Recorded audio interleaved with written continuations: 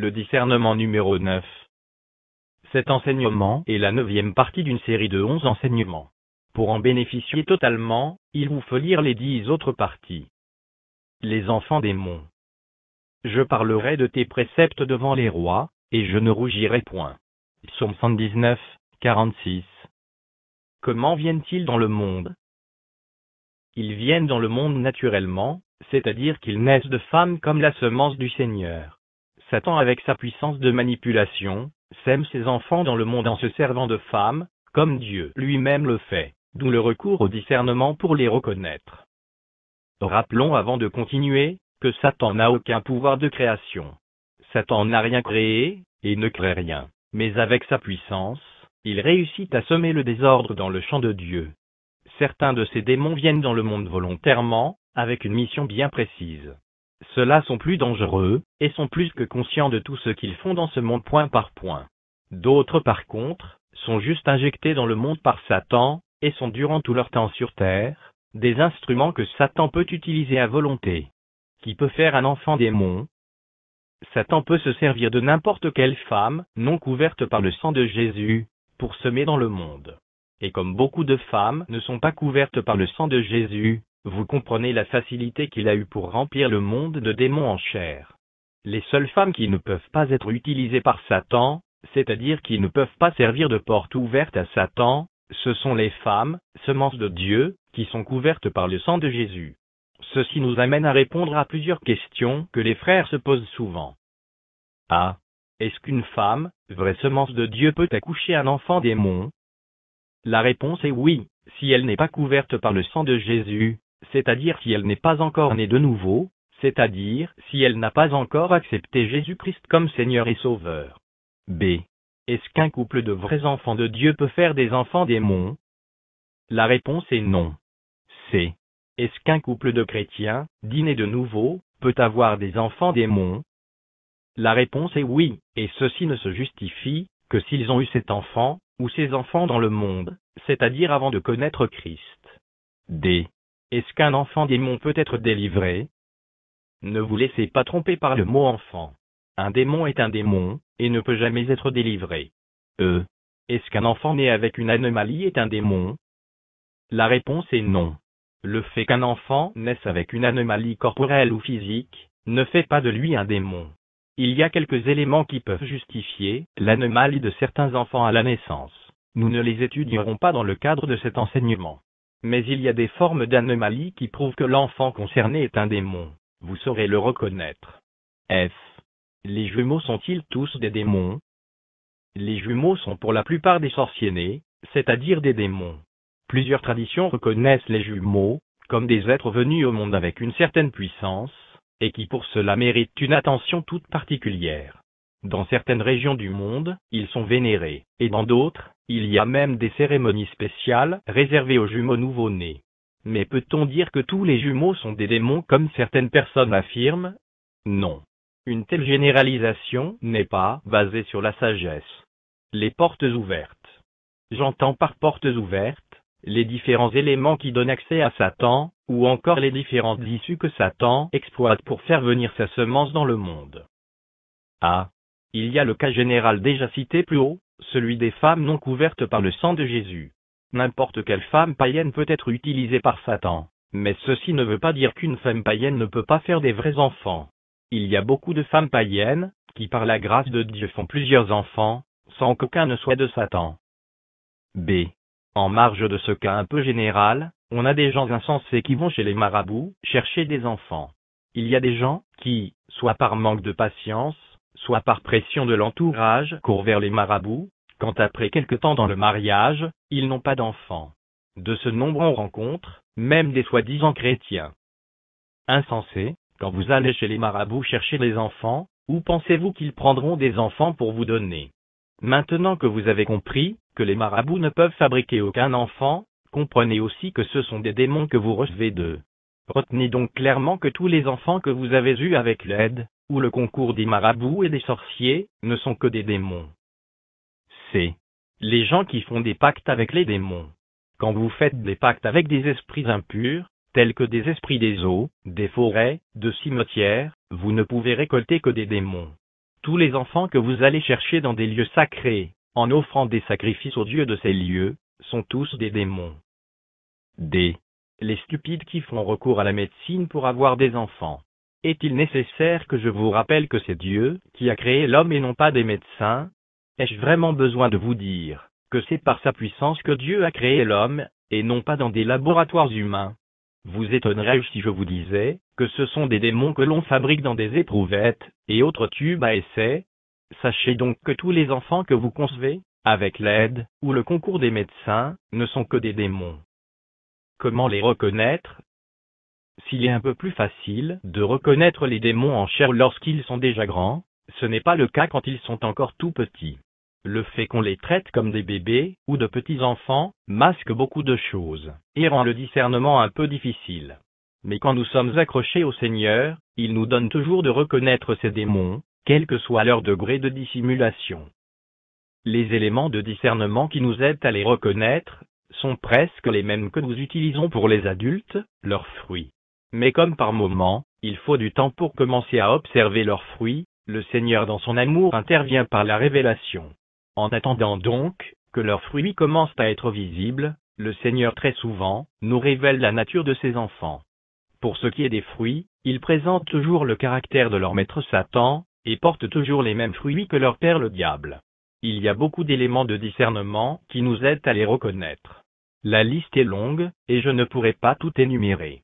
Je vais néanmoins vous donner suffisamment d'éléments de discernement qui vous aideront à les reconnaître. Et s'il y a quelques cas qui vous échappent, Dieu est fidèle, il vous les révélera. Intelligence. Certains sont trop intelligents par rapport à leur âge. Nous savons tous que l'enfant normal doit être intelligent, mais nous savons aussi que notre intelligence se développe au fur et à mesure que nous grandissons. Idiotie. D'autres aussi sont trop idiots par rapport à leur âge. Il y a une marge d'intelligence ou d'idiotie qu'on peut tolérer chez un enfant normal. Il y a un autre degré qui nous montre que quelque chose ne va plus. Méchanceté. D'autres encore sont trop méchants. Quand vous les observez, leur méchanceté vous étonne. Ruse. Vous en trouvez qui sont trop rusés, comme leur père Satan. Leur niveau de ruse est toujours trop par rapport à leur âge. Tendance à faire le mal. Beaucoup se distinguent aussi par leur tendance à faire le mal. Violence et brutalité. Vous en trouvez aussi qui sont trop violents et trop brutaux. Quand vous les observez jouer avec les autres enfants, leur degré de brutalité et de violence vous fait peur. Indocilité. Voici un élément de discernement qui vous sera très utile. Certains de ces démons sont extrêmement indociles. Sachez qu'un enfant normal peut être indocile. D'une manière ou d'une autre, nous avons tous été indociles dans l'enfance. Mais la Bible nous enseigne que le seul vrai remède que Dieu a prévu pour l'indocilité de l'enfant, c'est la correction. Un petit fouet suffit pour redresser l'enfant normal. La folie est attachée au cœur de l'enfant. La verge de la correction l'éloignera de lui. Proverbe 22, 15. Mais avec les enfants démons, ni le fouet, ni la correction ne changent rien. Voilà pourquoi dans l'Ancienne Alliance, Dieu avait plutôt demandé de lapider de tels enfants. Si un homme a un fils indocile et rebelle, n'écoutant ni la voix de son père, ni la voix de sa mère, et ne leur obéissant pas même après qu'ils l'ont châtié, le père et la mère le prendront, et le mèneront vers les anciens de sa ville, et à la porte du lieu qu'il habite. Ils diront aux anciens de sa ville, voici notre fils qui est indocile et rebelle, qui n'écoute pas notre voix, et qui se livre à des excès et à l'ivrognerie. Et tous les hommes de sa ville le lapideront, et il mourra. Tu ôteras ainsi le mal du milieu de toi, afin que tout Israël entende et craigne. Deutéronome 21, 18-21. Révolte, rébellion. Beaucoup de ces démons sont remplis de révolte et de rébellion. Comme nous venons de le voir plus haut, les vrais enfants de Dieu se redressent facilement devant la correction. Si vous avez, donc des soi-disant enfants, que vous n'arrivez pas à maîtriser, sachez que vous avez affaire aux démons. Ce que vous appelez souvent enfants insupportables, sont des démons. Ils n'ont jamais été des enfants. Les vrais enfants sont supportables. Gloutonnerie. Un autre élément qui vous aide à reconnaître facilement plusieurs de ces enfants, c'est la gloutonnerie. Parfois, vous rencontrez des enfants qui mangent 2 à 3 fois ce qu'un adulte peut manger. Vous vous demandez généralement comment ils font, et dans quel ventre ils mettent tout cela. Mensonge. Beaucoup de ces enfants mentent excessivement. Quand un enfant normalement Si vous prenez un petit fouet, la vérité sortira de sa bouche immédiatement. Mais avec un enfant démon, même quand vous l'avez vu faire sa bêtise, quand vous lui demandez, il nie jusqu'à jurer. Et même quand vous le frappez, il ne cède pas. Vice sexuelle. Vous savez vous-même qu'à un certain âge, l'enfant ne sait rien du sexe. Pourtant, si vous avez des petits démons, vous les surprendrez souvent dans des actes qui vous étonneront. Écart entre attitude et âge. Beaucoup sont reconnus par le grand écart qui existe entre leur attitude et leur âge. Nuisibles, destructeurs. Plusieurs sont trop nuisibles et destructeurs. Ils vous casseront tout ce que vous avez dans la maison. Scandale. Généralement ce sont de vrais sujets de scandale. Ils vous font honte, vous mettent dans l'embarras à tout moment. Ils vous mettent en confrontation avec votre entourage. Et généralement avec leurs incantations, ils vous amènent à les supporter dans leurs bêtises, et à vous faire beaucoup d'ennemis pour rien. Maladifs. Il y en a qui sont constamment malades. Ceux-là font partie de ceux qui viennent avec des missions bien précises. Ils sont tout le temps malades. Dès que vous avez de l'argent, ils tombent malades, et quand vous avez fini de dépenser, ils font semblant de guérir, et rechutent au temps convenable. D'autres même viennent au monde avec des maladies bizarres. Parfois des maladies qui ne se justifient, ni ne s'expliquent. Pleurs. Beaucoup passent tout leur temps à pleurer, et parfois à des heures bizarres, et parfois à contretemps. Certains de ces enfants, vous ne pouvez pas les contenter, vous ne pouvez pas leur faire plaisir. Vous leur donnez à manger, ils pleurent. Vous les lavez, ils pleurent. Vous tentez de les amuser, ils pleurent.